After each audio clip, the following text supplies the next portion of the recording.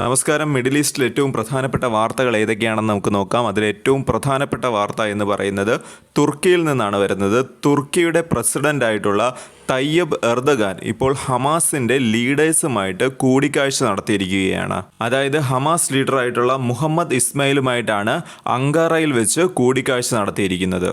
ഈ ഒരു കൂടിക്കാഴ്ച നമ്മൾ നോക്കുകയാണെന്നുണ്ടെങ്കിൽ അതിൽ ഏറ്റവും കൂടുതൽ നെഞ്ചെടുപ്പ് തോന്നുന്ന രണ്ട് രാജ്യങ്ങളെന്ന് പറയുന്നത് ഒന്ന് ഇസ്രയേലും അതുപോലെ തന്നെ അമേരിക്കയുമാണ്. അതായത് റീജിയണൽ പവറായിട്ടുള്ള തുർക്കി പോലൊരു രാജ്യം ഈ ഒരു ഹമാസുമായി കൂടിക്കാഴ്ച നടത്തുക എന്ന് പറയുന്നത് അത് തീർച്ചയായിട്ടും ആ ഒരു റീജിയണിലുള്ള ഇസ്രയേലിനെ സംബന്ധിച്ച് വളരെ വലിയൊരു തിരിച്ചടി തന്നെയാണ്.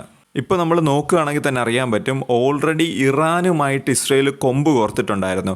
അതിൻ്റെ ഒരു ക്ഷീണം ഇപ്പോഴും ഇസ്രയേലിനുണ്ട്. എന്തു പറയാൻ, അവരുടെ ഏറ്റവും അത്യാധുനികമായിട്ടുള്ള എയർ ഡിഫൻസ് സിസ്റ്റമായിട്ടുള്ള അയൺ ഡോമിൻ്റെ രഹസ്യങ്ങൾ പോലും ഇപ്പോൾ ഇറാൻ്റെ കൈകളിലാണുള്ളത്. ഇത് സംബന്ധിച്ച് ഇസ്രയേൽ മാധ്യമങ്ങൾ തന്നെയാണ് റിപ്പോർട്ട് ചെയ്തിരിക്കുന്നത്. ജെറുസലേം പോസ്റ്റ് പോലെയുള്ള മാധ്യമങ്ങളാണ് ഇത് റിപ്പോർട്ട് ചെയ്തിരിക്കുന്നത്. നമുക്കറിയാം, തുർക്കി എന്ന് പറയുന്നത് നാറ്റോയിൽ അംഗത്വമുള്ള ഒരു രാജ്യമാണ്. അതിനാൽ തന്നെ ഈ ഒരു കൂടിക്കാഴ്ച അമേരിക്കയ്ക്ക് ഒരിക്കലും ഇഷ്ടപ്പെടില്ല. പ്രത്യേകിച്ച് ഡൊണാൾഡ് ട്രംപ് ഈ കഴിഞ്ഞ ദിവസം പറഞ്ഞത് ഗസയിലുള്ള ആൾക്കാരെ അവിടുന്നൊക്കെ മാറ്റി താമസിപ്പിച്ച് മറ്റ് പ്രദേശങ്ങളിലേക്ക് മാറ്റി താമസിപ്പിക്കണം എന്ന് പറയുന്ന ഒരു സാഹചര്യത്തിലാണ് ഇപ്പോൾ ഇങ്ങനൊരു കൂടിക്കാഴ്ച നടന്നിരിക്കുന്നത്. അതിനാൽ തന്നെ നമുക്ക് യാതൊരു സംശയവുമില്ലാതെ പറയാൻ സാധിക്കും, അമേരിക്ക ഈ ഒരു കൂടിക്കാഴ്ചയെ, അതായത് ഈ ഹമാസും അതുപോലെ തന്നെ ഈ ഒരു തുർക്കിയുമായിട്ടുള്ളൊരു കൂടിക്കാഴ്ചയെ ഒരിക്കലും ഇഷ്ടപ്പെടുന്നില്ല. ഇതുമായിട്ട് ബന്ധപ്പെടുത്തി, അതായത് ഈ ഹമാസും അതുപോലെ തന്നെ ഈ ഒരു തുർക്കിയുമായിട്ടുള്ള ഈ ഒരു ന്യൂസ് ഇപ്പോൾ പബ്ലിഷ് ചെയ്തിരിക്കുന്നത് ടൈംസ് ഓഫ് ഇസ്രയേൽ എന്ന് പറയുന്ന മാധ്യമമാണ്. ഇസ്രയേലിൻ്റെ മാധ്യമം തന്നെയാണ് ഇപ്പോൾ റിപ്പോർട്ട് ചെയ്തിരിക്കുന്നത്. അതിനിടെ സീസ് ഫയർ എഗ്രിമെൻറ്റ് അതിൻ്റെ ഭാഗമായിട്ട് 110 പാലസ്തീനികളെയാണ് ഇസ്രയേൽ ഇന്ന് വിടാൻ പോകുന്നത്. ഈ വിടുന്ന പാലസ്തീനികളിൽ 30 കുട്ടികൾ തന്നെയുണ്ട്. അതായത് ഘട്ടം ഘട്ടമായിട്ടാണ് ഈ ബന്ധിമോചനം നടക്കുന്നത്. ഇതിപ്പോൾ നടക്കാൻ പോകുന്നത് 3ാം ഘട്ട ബന്ധിമോചനമാണ് നടക്കാൻ പോകുന്നത്. ഇസ്രയേലിൽ നിന്നുള്ള ഒരു 8 ബന്ധികളെയും ഇപ്പോൾ മോചിപ്പിക്കുമെന്നാണ് ഹമാസും പറഞ്ഞിരിക്കുന്നത്. അതായത് 2 പേരും പരസ്പരം ബന്ധികളെ കൈമാറുകയാണ്. സോ ഹമാസിൻ്റെ ഭാഗത്ത് നിന്ന് 8 ഇസ്രായേലികളെ ആയിരിക്കും ഇനി അങ്ങോട്ട് ഇസ്രയേലിന് കൈമാറാൻ പോകുന്നത്. അതിനിടെ വടക്കൻ ഗസയിൽ നിന്ന് കുടിയിറക്കപ്പെട്ട ആയിരക്കണക്കിന് ആളുകളാണ് ഇപ്പോൾ തിരിച്ച് അവരുടെ വീടുകളിലേക്ക് എത്തിച്ചേരുന്നത്. ഇസ്രായേൽ സൈന്യം ക്രോസിംഗ് ബോർഡറുകളെല്ലാം തുറന്നതിനാൽ തന്നെ നിരവധി പേരാണ്, ഏകദേശം 50,000-ലധികം പേരാണ് കഴിഞ്ഞ 72 മണിക്കൂറിനിടയിൽ തന്നെ നോർത്തേൺ ഗാസ ആ ഒരു മേഖലയിലേക്ക് ഇപ്പോൾ യാത്ര ചെയ്തിരിക്കുന്നത്.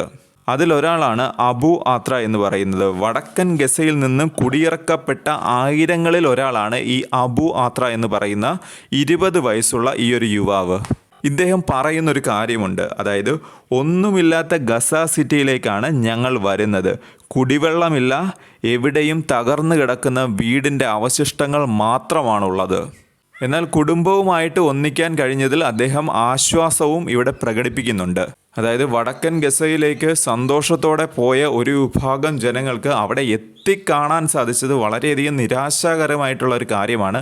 കാരണം അവരുടെ സ്വന്തം വീടുകളെല്ലാം തന്നെ തകർന്ന് തരിപ്പണമായിരിക്കുന്ന ഒരവസ്ഥയാണ് അവർക്ക് കാണാൻ സാധിച്ചത്. അതിനിടെ UNRWA ബാൻ ചെയ്ത ഇസ്രയേൽ നടപടി ഈ പാലസ്തീനികൾക്കിടയിൽ തന്നെ വളരെ വലിയൊരു ആശങ്കയുണ്ടാക്കിയിട്ടുണ്ട്. UNRWA അതായത് United Nation Agency for Palestinian refugees എന്നാണ് ഇതിൻ്റെ ഫുൾ ഫോം വരുന്നത്. അതായത് 1949 ഈ ഒരു സംഘടന രൂപീകൃതമായത്. പാലസ്തീനികളെ, പാവപ്പെട്ട സാധാരണക്കാരായിട്ടുള്ള പാലസ്തീനികളെ സഹായിക്കുക എന്നൊരു ലക്ഷ്യവുമായിട്ടാണ് ഈ ഒരു UN ഏജൻസി, അതായത് യുണൈറ്റഡ് നേഷൻസിൻ്റെ ഏജൻസി പ്രവർത്തിച്ചു വന്നിരുന്നത്. 2024 ഒക്ടോബറിലാണ് ഈ UNRWയുടെ പ്രവർത്തനം ഇസ്രയേൽ നിരോധിക്കുന്നത്.